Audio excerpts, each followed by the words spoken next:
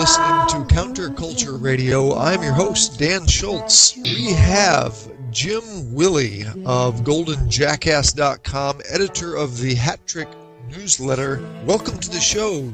It's good to be back. It's been a little while, and we've got more breakdown developments and a lot of things going on. And gosh, it's hard to get accustomed to on a daily basis to the concept that we're facing global change, like paradigm shift, major shocks. This is hard to adjust to. And for instance, I'm having some minor sleeping pattern alterations, and it's not pleasant. Yeah, I think it's one thing to realize, yes, okay, this is the decline of an empire, but to live in historic time, not only to live in historic times and see the standard of living issue, I think is probably more difficult than anything for Americans. We're so used to our luxuries and conveniences and comforts, struggling, or maybe the lack of food. Maybe Hollywood is helping us with all these dystopian films, but it is something. You mentioned pre-show that it's a little weird, and and to some degree we're projecting, we're speculating, we're predicting this future, but it certainly seems mathematically, and as you so well describe, these patterns, this information that you're collective, this inductive reasoning that you do so well, Jim, that things really are changing. I think since Lehman, since the housing bust, since the mortgage finance collapse, subprime and all that, since the Lehman event in 2008, the U.S. citizens, the population, have suffered a quantum decline, a one-step decline in their standard of living. It's from the aftershock of exporting, outsourcing industry that resulted in a shock with dependence on housing and mortgage finance. The 2008 collapse was the shockwave realized from 2 decades of outsourcing. In the next few years, we're going to see, I think, 2 more quantum level declines because the U.S. is going to lose its dollar. Well, hold on a second, Jim. I have an article right in front of me. You obviously haven't read it. Associated Press says that a surge in hiring last month helped drive the nation's unemployment rate down to a 6-year low of 5.9%. within striking distance of what economists consider a healthy level. Clear you didn't get the news. Well, I get different news. I get reality news, not toilet paper garbage. That news report has to do with the people who are still receiving state unemployment insurance. What I prefer to look at is the shadow government statistics, which is showing 23% or more unemployment and a fast falling participation rate. Now, we've got just tremendous decline. All you have to do is drive by a few malls and look at how many are closed shops. All you have to do is read about what's going on in Detroit, where entire neighborhoods are being bought by the Chinese, while entire neighborhoods are being disconnected from water and electricity. We've got vast tracts of the U.S. now being purchased as industrial parks by foreign carpetbaggers. And they're holding treasuries in their purchases.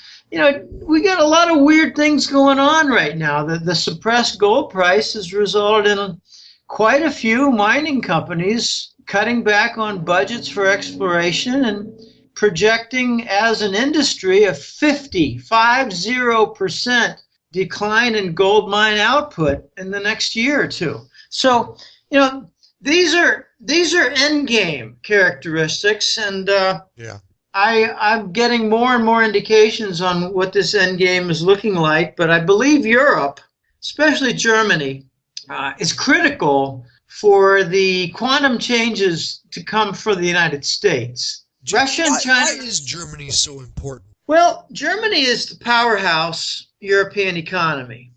They're the only European economy with a tremendous industrial base that did not get shipped off to China. For instance, Spain, a lot of the industries, factories, foundries, small shops for producing things, they all got shut down. They're gone. They're dead. And it's no wonder that their economy is going to hell in a handbasket. No wonder that their austerity plans are not resulting in anything positive. Spain's going to hell with their economy. Their debt's going out of sight. And Germany is still trucking along. They've got some dents, some bumps from the Russian sanctions. But Germany is important because it has largely, as a nation, been financing the European Union for its debt provision. The southern nations experience the debt, the Germans come in and buy it. Bailouts come in for Greece, the Germans finance the bailout. The Germans are really fed up with this. The Germans are the most critical element of the European Monetary Union that shares a euro currency. They're the one with the trade surplus. So I think this year they're pretty much near zero or slightly negative, and the current year is going to be, I think, a little bit negative, but not horrible. On a per capita basis, Germany should have 1/3 of the U.S. size. Now they're 85 million, so not quite 4 times smaller, but 3 to 4 times. All right, the U.S. has a $400 billion trade deficit. Does Germany have a $100 billion trade deficit? No, they're roughly even. So the U.S. is the critical dead element walking, the zombie walking. Germany is the most critical member of the European Union. They own 90% of French government debt. They own significant portions of Italian, Spanish, Portuguese, and Greece debt. I'm curious, Jim, why? I mean, it must be self-serving to a degree. Why does Germany foot the bill for this stuff? Because their elite signed them up for the euro currency. Their elite save the currency, huh? Well, their elite had an agenda, and most of the German citizens did not want to give up the Deutschmark. They did not want to join the European Union. They did not want to have a euro common currency. They did not want to follow what some call the revived Roman Empire. It's never worked. I believe the European Union was brought together in order to kill it. I have some really nasty news. I shared it with my subscriber base in the last month, but do you remember the Germans requested in 2011 gold repatriation? Right. They asked from the New York Fed for their 330 tons back. That was 3 years ago. Well, last year, pretty much the New York Fed admitted, no, you're really not going to get it back. And then late this past year, early this year, we heard that they got 7 tons back. I mean, there are lots of side stories about fabricating a new war in Mali, and it's just insane. The U.S. likes to have a war to steal somebody's gold. But I found out the proximal cause for the German request of their gold repatriation, and some people erroneously state this is the Germans' gold reserve. No, it's not. It's not even 1/10 of their gold reserve. They got over 4,000 tons. So this is 1/10 or less. I found out the proximal cause. Back in 2011, in early months, the Obama administration, State Department, I think the NATO advisors, gave a briefing to the German government about their planned war in Ukraine, their planned coup d'etat, their planned separation of Europe from its energy supply in Russia, the planned interruption to the Gazprom pipelines. And the Germans said, "Are you out of your mind?" And then they said a few days later, "We want our gold back." Sitting in the New York Fed. We got 330 tons there. You guys are insane. We want our gold back. And the New York Fed wouldn't even let parliamentary delegation from the German government even see their gold. It's all gone. All right, so the break with Germany started 3 years ago. I point out 4, I call them indictment charges. The gold repatriation, okay, fine. Related to that is the impact to the German economy from Russian sanctions. I mean, so far it's kind of kids' play, kid gloves, child's play with the sanctions that Russia imposed in reverse on agricultural products, food, meat, whatever. The third violation in the indictment is the NSA. It's not eavesdropping. They're not trying to find out Merkel's sex toys or Merkel's lunch plans. They're trying to find out the German strategy with working with Russia and China for a return of a gold standard. They're trying to get integrated into the Siemens telecom system, eavesdropping for entire German society for their phone calls. And the fourth violation is something that doesn't get sufficient press. The Germans are fed up with the Draghi Euro Central Bank and their plans for bond monetization. He's got a plan for far more than just buying Southern European sovereign bonds, you know, the tainted, low-quality sovereign bonds. Draghi has a plan to buy up all kinds of mortgage bonds. He has a plan to buy up corporate bonds. He has a plan to buy stock market packages from indexes. He has a plan that's far more diverse than the Fed, but not as big in volume. And the German High Court, along with the Bundesbank, their central bank, has been saying, we don't want this. We don't want you to do any bond monetization. It's all bad. It's no good. There's tremendous negative consequences. There are unintended consequences. We want you to stop. And Draghi said, no, it's necessary. We need the stimulus. You hear the word stimulus a lot, Dan. It's not stimulus. It kills capital. The bond monetization kills capital because what it does is that it in an unsterilized way, which means they're not removing funds elsewhere, they're just shoving in a lot of money into the system. And the smart players, the ones who actually try to defend themselves, are buying up commodities and hard assets. What the result is a rise in the whole cost structure, including food. So businesses have shrinking profit margins, more of them shut down. This is what they call stimulus. Business shut down from higher cost structure. It's not stimulus. Right. In the Wales summit, this was early September, Angela Merkel, the German chancellor, indicated an impossible set of alliance commitments. It didn't get much press. In fact, all they did was talk about, oh, Wales is over, it's all good, everybody was shaking hands, and we got some little minor complaints about Ukraine, but we're all on board. What they didn't report is that Germany was essentially saying, we cannot honor the NATO commitments. And last week, Germany and France reiterated they cannot honor the NATO commitments. What was it that they couldn't honor? Commitment to war, commitment to missile placements, commitment of fighter jets, tanks, men, the war commitment. They cannot honor the commitment for war. NATO is about peace, and lately it's about war. The U.S. has turned the dollar defense into a war exercise and sanctions. Yes. On the financial side, sanctions. On the military front, it's war, and the consequence is severe economic impact. Now we're seeing the bond yields in Europe hit radical lows. I featured in my recent report the Southern European bonds, and they're all way down in yield. Okay, well, what's behind that? Well, the stock markets weren't all that bad, going into mid-September.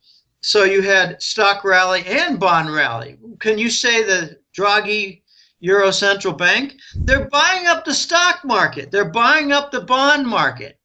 This is not a legitimate exercise of free market enterprise. The free markets are gone. Yeah. And we just had news yesterday, reiterated today, German factory orders in August alone down 5.7%. Export orders down 8.4%. The Germans are split. They've got their bankers led by the politicians. I'm sorry, the politicians led by the Yeah. banks. Yeah, I got that backward. The bankers and their, leash holders as leash holders to the politicians. And on the other side, you've got the corporate chieftains, I call them, the executives. And they told Merkel right before the Wales NATO summit in early September, they told Merkel, back off. Just make a statement, make a stand, back off. And that was the beginning. And last week we saw a continuation of that. And I think we're going to see more. There are 3,000 to 5,000 German companies that do business with Russia, some significantly. All the giant German companies, the conglomerates, they all do significant work and trade with Russia. They're not going to give it up. Dan, they're not going to give it up. Just today, Serbia, in Eastern Europe, Serbia announced that they're going to continue with the South Stream construction. Russia announced that the Black Sea connection is just about complete, or if not complete.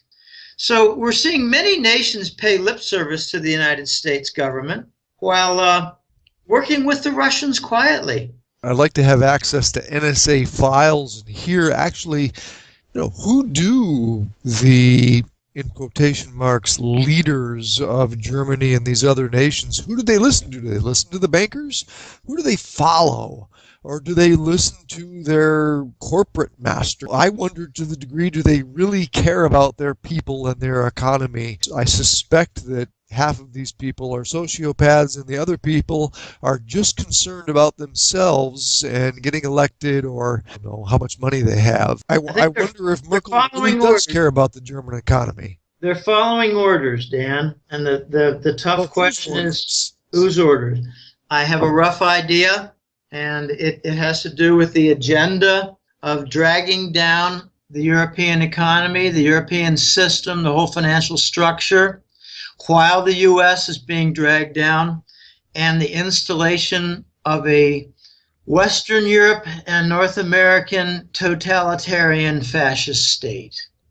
So, who's giving the orders? I believe it's the Rothschild family.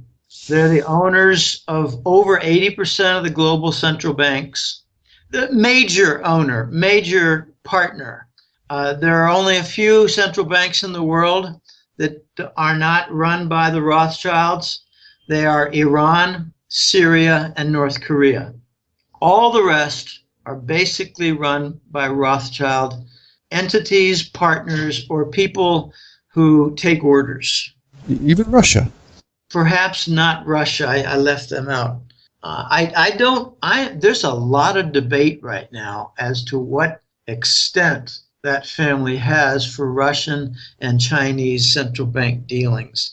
I'd like to leave that alone because we've got enough to talk about with Europe. It's a debatable point. It's something that deserves continuous research. And I'm of the mind that the BRICS are not dominated by the Rothschilds. And the biggest piece of evidence for that is that Basel, Switzerland, the Bank for International Settlements, is making a formal request on a regular basis for a role in the BRICS finance team, offering their experience. So what you got is a pack of wolves knocking on the huge henhouse factory barn, saying, we'd like to be included as your guards.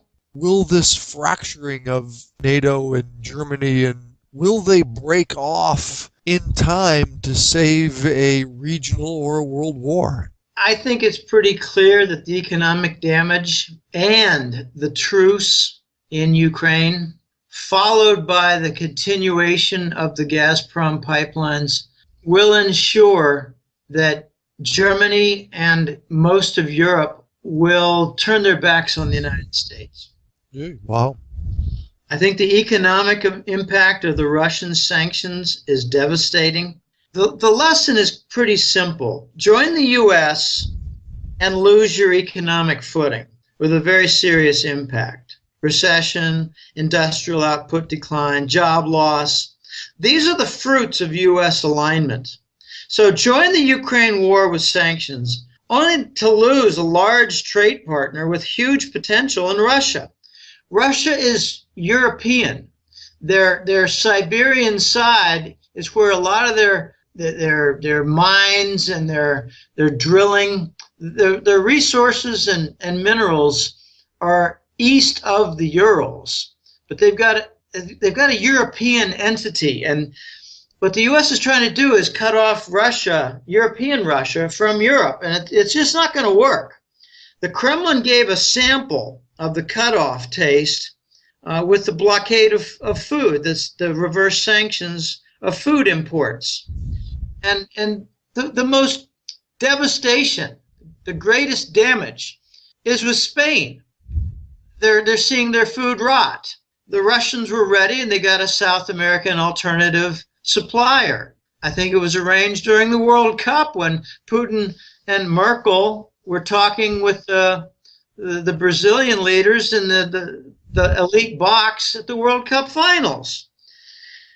The hidden threat is, I think, something not discussed at all. China could enter Southern Europe and do acquisitions of large agri-farm businesses that are struggling, facing bankruptcy, violations of bank covenants. They come in and they take on a big stake and later a bigger stake, and before you know it, controlling interest, and they export the Spanish food to China.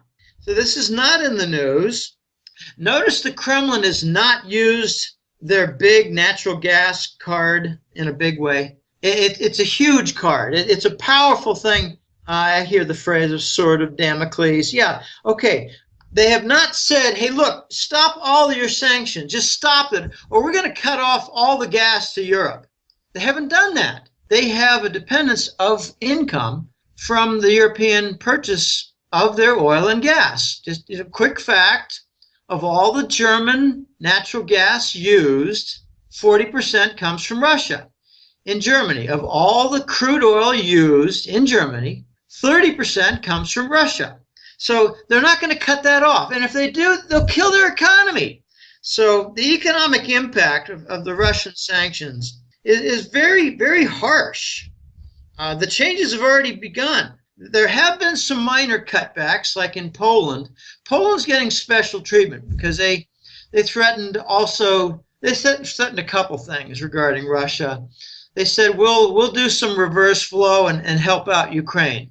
Well, that's in violation of contracts. So Russia said, okay, we're going to cut you off by, I think, 28%, reduced by 28% the gas flow. Then Poland also was the staging ground for all the Soros mercenaries that did the coup d'etat in Ukraine that they all blamed on Russia. I mean, it's insane. The stories are insane. I heard a really smart European client and a bit of a source of information to me said recently, we in Europe notice things about how the Americans are treating Russia. They're treating the Russians like the Sudan. You can't do that.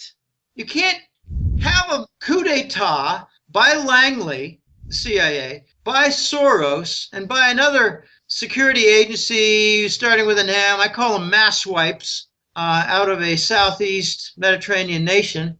You can't have those three entities conduct a coup d'etat in Kiev and then blame it all on Russia. You can't do that. You can't treat them like Sudan. So there's some real harsh consequences coming. I wonder actually, Jim, if some of the actions already taken have crossed the Rubicon, if they've gone too far against Russia and China. Yes, way too far, and they just keep amplifying the damage to U.S. integrity every week or two. We had a delineation making quite specific that U.S. energy firms cannot do business with Russia. So, I don't want to get into a long discussion of the bankers versus the energy companies, but we've got some unusual things happening. The bank sanctions are very clear against Russia. The energy giant exceptions, like British Petroleum, Royal Dutch Shell, and ExxonMobil, the exceptions seem very clear. By the way, I've got a forecast that before the end of the year, the current regime in Ukraine is going to fall. It's going to have some impact with Europe in a very strange way. It's part of the truce. The truce is devastating for the Kiev government, as strange as that sounds. It means that they're going to have to stop fighting and they're going to have to start looking at the damage all around them. You're going to get some requests by Ukraine of tremendous aid from the European Union, and they're not going to want to pay it. I mean, like not $3 billion, but like $20, $30, $40 billion. They're not going to want to pay it. I've also heard a strange item. This is from a very reliable source, that a price was put on Poroshenko's head, the leader of the Ukraine government, the leader of the Ukraine coup d'etat, the U.S. puppet. These guys all have kind of carrying cards from the mass swipes in the southeast Mediterranean coast security agency. So price is put on Poroshenko's head, and all of the money that he stole from the previous oligarch is going to be returned. They're going to steal it back. And we're going to get a new criminal running Ukraine because we still have a hands-off. The whole world is telling Russia, keep your hands off.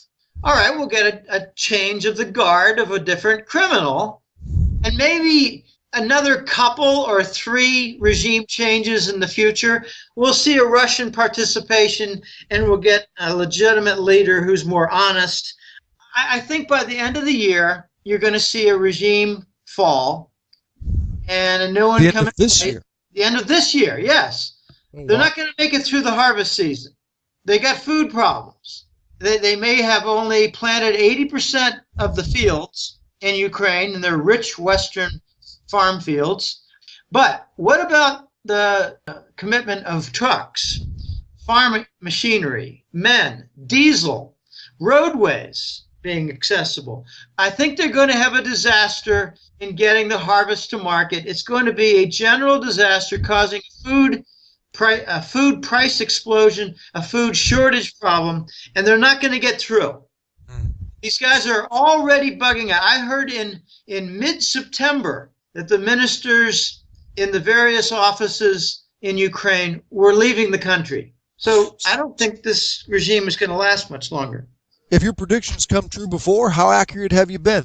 Well, since the newsletter began in 2004, some significant forecasts have come to pass.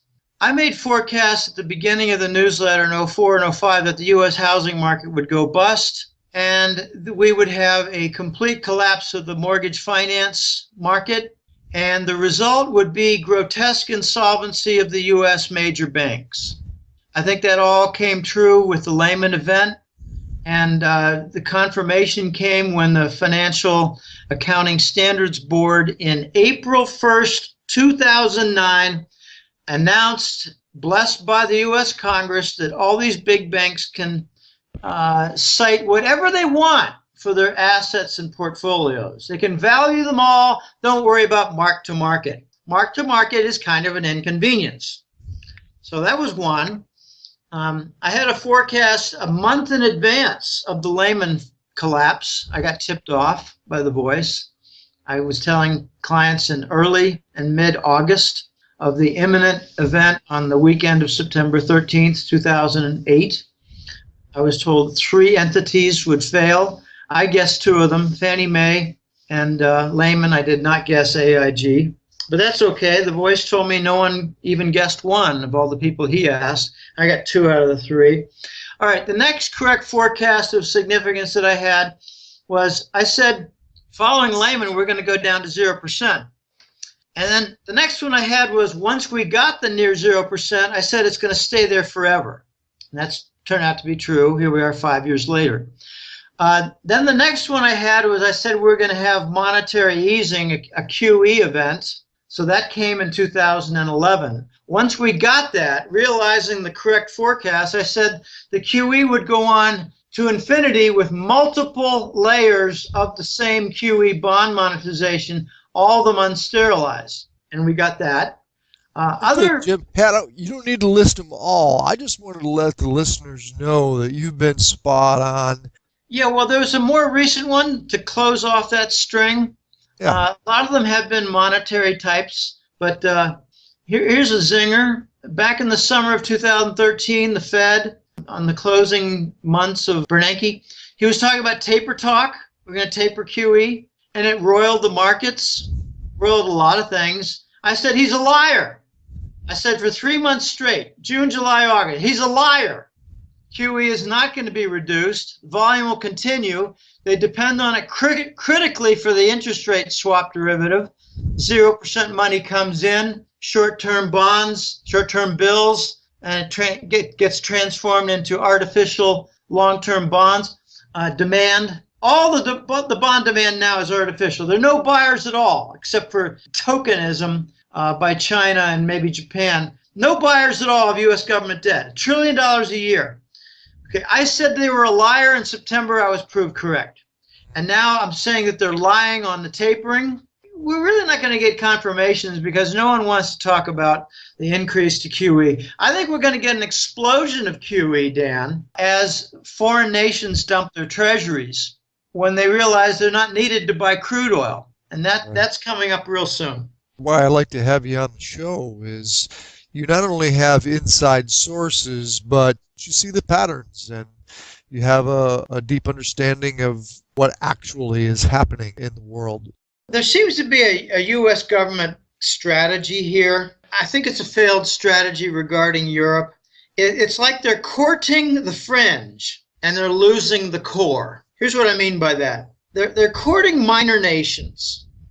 Notice that Obama was just seen with one of the Baltic nation leaders, I think it was Estonian leader, who was educated in the United States. These guys are planted fascist puppet leaders. Poland now is a best buddy of the United States. It's suicidal. Poland has never been on the right side of anything in the last 100 years. Therefore, you can deduce that they're on the wrong side here. They're used as they offered as a staging ground. The mercenaries for going in for the coup d'état in Ukraine. The Polish are trying to obstruct the South Stream pipeline for Gazprom. One particular leader of the EU, I don't remember the firm details, but one of them is a fool that is in the U.S.'s pocket, another puppet. So what the U.S. has done is promised the European nations that the U.S. will compensate for the lost Russian energy and commodity provision, in particular the energy provision. We're promising them the LNG provision for natural gas. We don't have adequate ships for it. We don't have adequate nodes, those huge things with a funny roof. We're not ready for any of this. Yet we're promising this, and we're going to lose the core. We got blockades of Gazprom South Stream in nations like Bulgaria, nations like Serbia. Serbia just made an announcement they're going to continue with the South Stream. So they're giving lip service to the Americans, accepting the bribes. Hillary and Biden are all over the place in Eastern Europe, trying to pave the way to block the South Stream for the Russian Gazprom pipelines. It's not going to work. We're seeing the effect of participating with the U.S. plan, with economic sanctions, the backlash, the lost business with Russian imports. This is all disastrous. So I heard some estimates that the Baltic nations, as a result of the Russian sanctions, could see at least a 35% and maybe as much as a 50% recession in 1 year. So I don't understand the mindset of the Europeans who continue to pay attention to the EU commissioners who were all unelected. The EU commissioners are waging war, giving orders to the sovereign nations. These are the warlords. These are the overlords. These are the banker supranational lords, the agents of the Rothschilds. Now, what you're going to see is the continuation of the U.S. plan to court the fringe nations like Estonia, Poland, Bulgaria, Ukraine, and I'm very disappointed in Norway. Norway has made some positive overtures toward the EU when they need to keep their independence because there are no big benefits of closer alliance with the EU. Some of these smaller nations with less developed economies, they think they're going to get some advantages from joining the European Union, like they're going to be able to export a lot of stuff into Central Europe. But what they're not paying attention to is the stricter standards requirements that very few of them meet.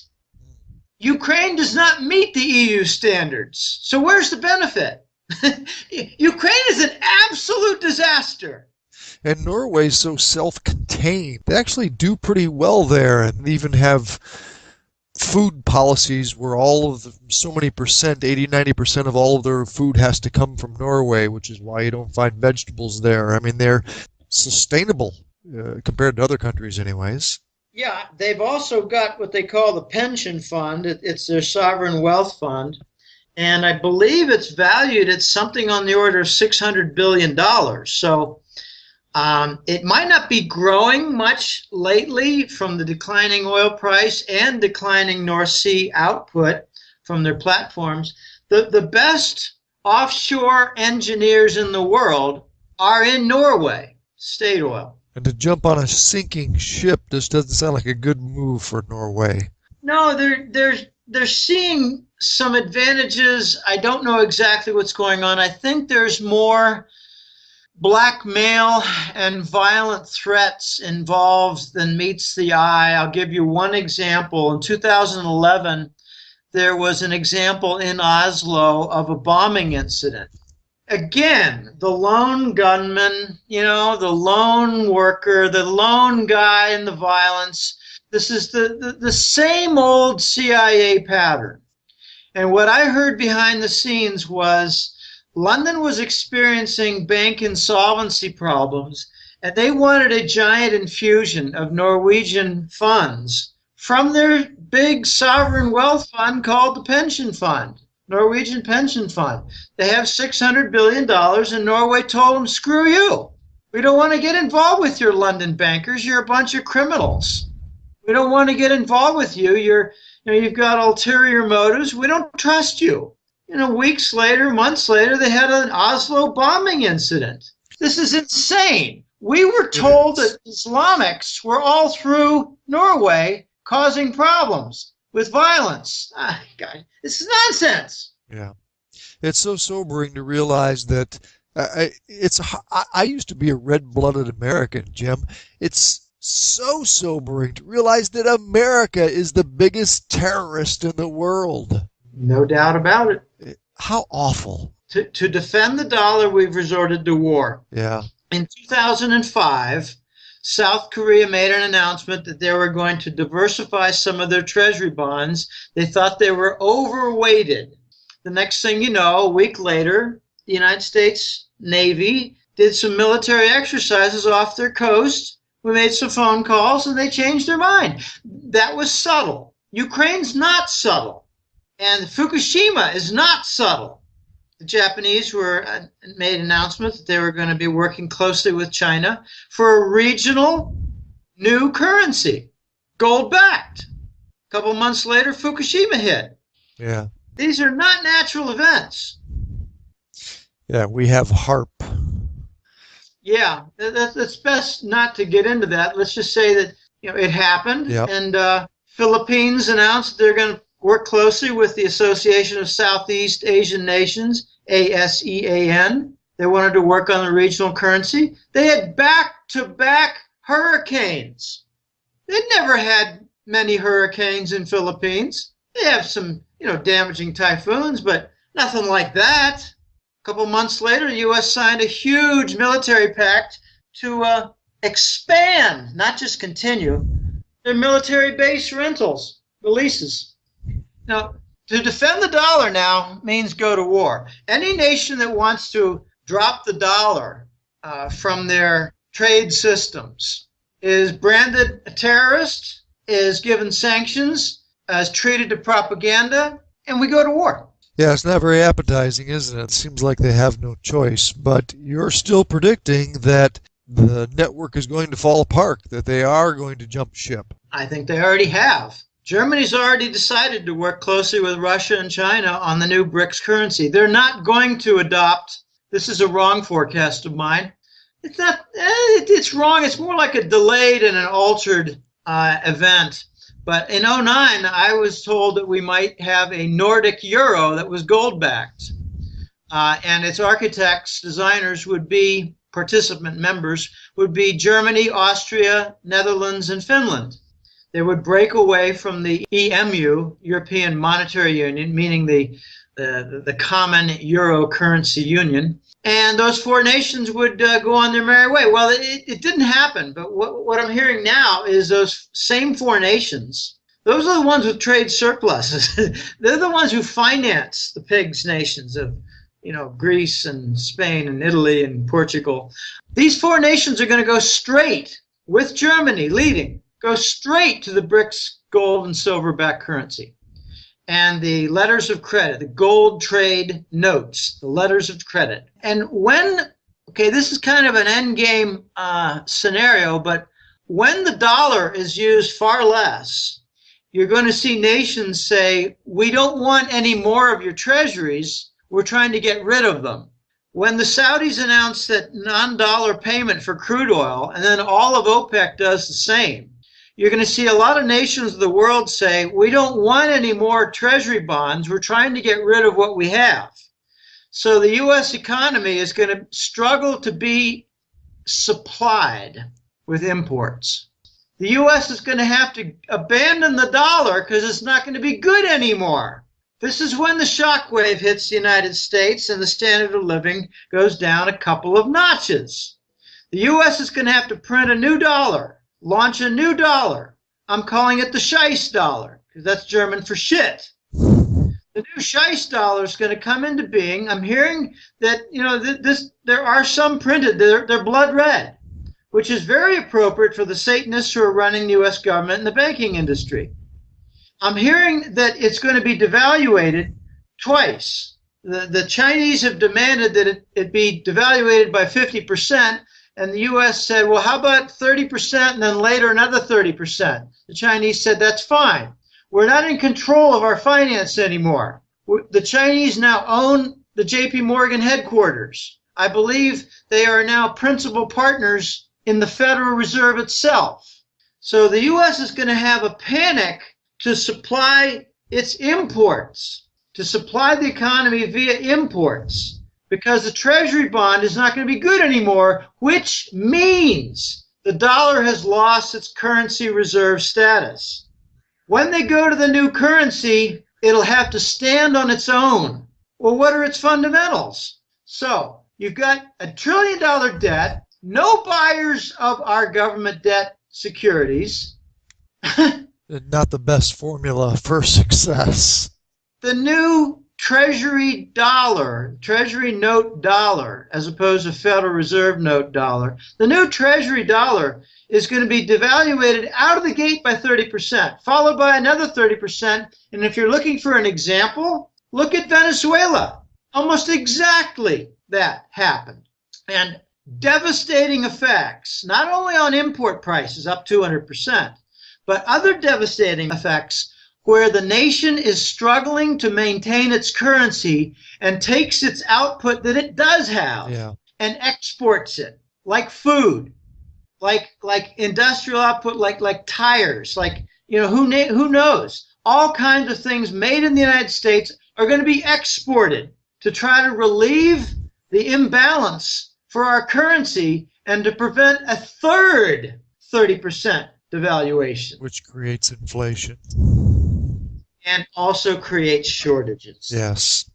Now, this That's Treasury note why you dollar have that you're talking about, Jim, what does that look like for people with, if they have $100,000 in the bank, when we have these devaluations, do they just lop off a percentage? Is that how it happens?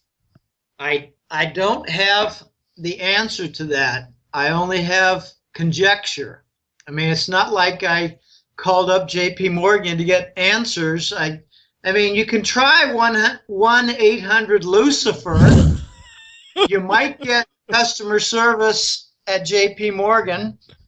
I don't have the direct answers, but I'm hearing that there's going to be a reduction in U.S. wealth. It's going to be a downgrade of U.S. dollar-based wealth.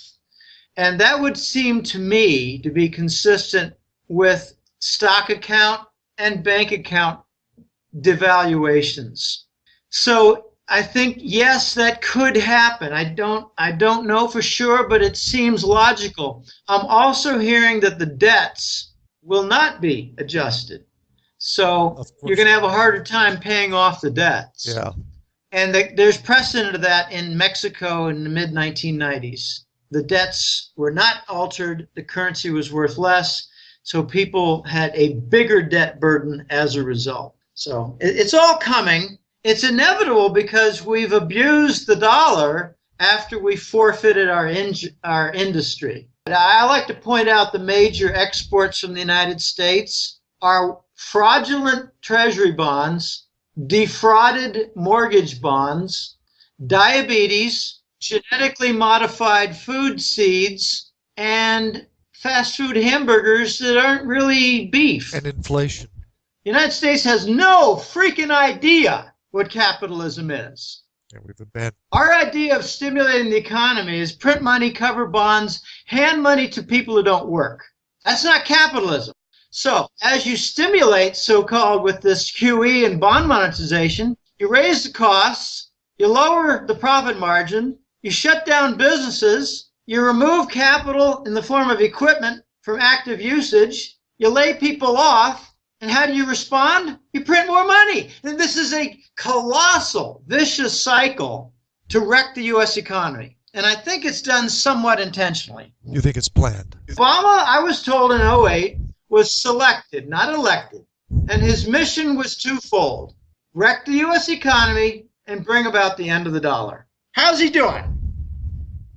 Jim, to wrap this up, what do people look for on CNN as a precipitating event for these dominoes to start falling? Failure of Lehman. Good answer. 0% interest rate, 0% policy, QE bond monetization, more war. Yeah. We're already there. So for the final fracture, for perhaps putting the dollar in its coffin, the Chinese announcing that the gold price is $2,800 to $3,000 per ounce. The Chinese announcing that the new silver price is $50 to $60 in a legitimate market, balancing in equilibrium supply and demand for the metal. Today.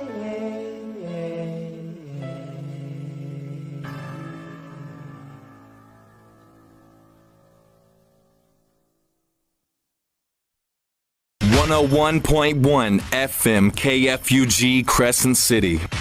I'll light the fire. You are listening to Counterculture Radio. I'm your host, Dan Schultz. We have Jim Willie of GoldenJackass.com, editor of the Hat Trick newsletter. Welcome to the show.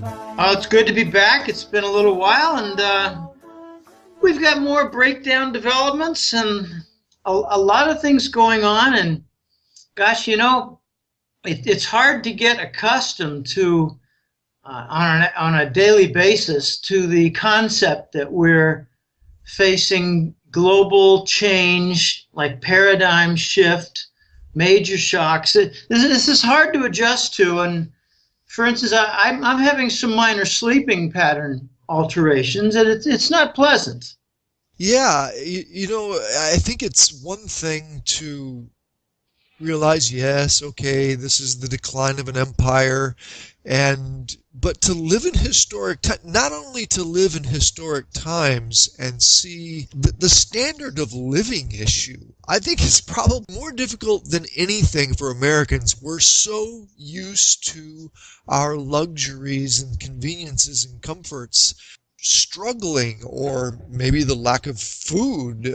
Maybe Hollywood is helping us with all these dystopian films, but it is something. You mentioned pre-show that it's a little weird, and and to some degree we're projecting, we're speculating, we're predicting this future, but it certainly seems mathematically, and as you so well describe, these patterns, this information that you're collective, this inductive reasoning that you do so well, Jim, that things really are changing.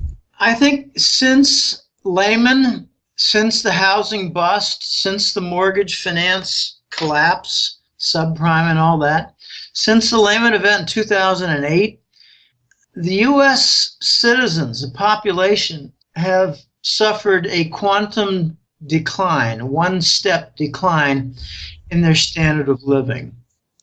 It's from the aftershock of exporting, outsourcing industry that resulted in a shock with dependence on housing and finance, housing and mortgage finance. The 2008 collapse was the shockwave realized from 2 decades of outsourcing.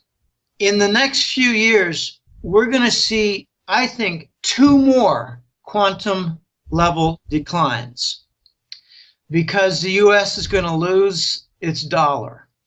Well, hold on a second, Jim. I have an article right in front of me. You obviously haven't read it. Associated Press says that a surge in hiring last month helped drive the nation's unemployment rate down to a 6-year low of 5.9%. Within striking distance of what economists consider a healthy level. Clear you didn't get the news. Well, I get different news. I get reality news, not toilet paper garbage. That news report has to do with the people who are still receiving state unemployment insurance. What I prefer to look at is the shadow government statistics, which is showing 23% or more unemployment and a fast falling participation rate. Now, we've got just tremendous decline. All you have to do is drive by a few malls and look at how many are closed shops. All you have to do is read about what's going on in Detroit, where entire neighborhoods are being bought by the Chinese, while entire neighborhoods are being disconnected from water and electricity. We've got vast tracts of the U.S. now being purchased as industrial parks by foreign carpetbaggers. And they're holding treasuries in their purchases. We got a lot of weird things going on right now. The suppressed gold price has resulted in quite a few mining companies cutting back on budgets for exploration and projecting as an industry a 50% decline in gold mine output in the next year or two. So, these are end game characteristics, and I'm getting more and more indications on what this end game is looking like. But I believe Europe, especially Germany, is critical for the quantum changes to come for the United States. Russia and China. Why is Germany so important? Well, Germany is the powerhouse European economy. They're the only European economy with a tremendous industrial base that did not get shipped off to China. For instance, Spain, a lot of the industries, factories, foundries, small shops for producing things, they all got shut down. They're gone. They're dead. And it's no wonder that their economy is going to hell in a handbasket. No wonder that their austerity plans are not resulting in anything positive. Spain's going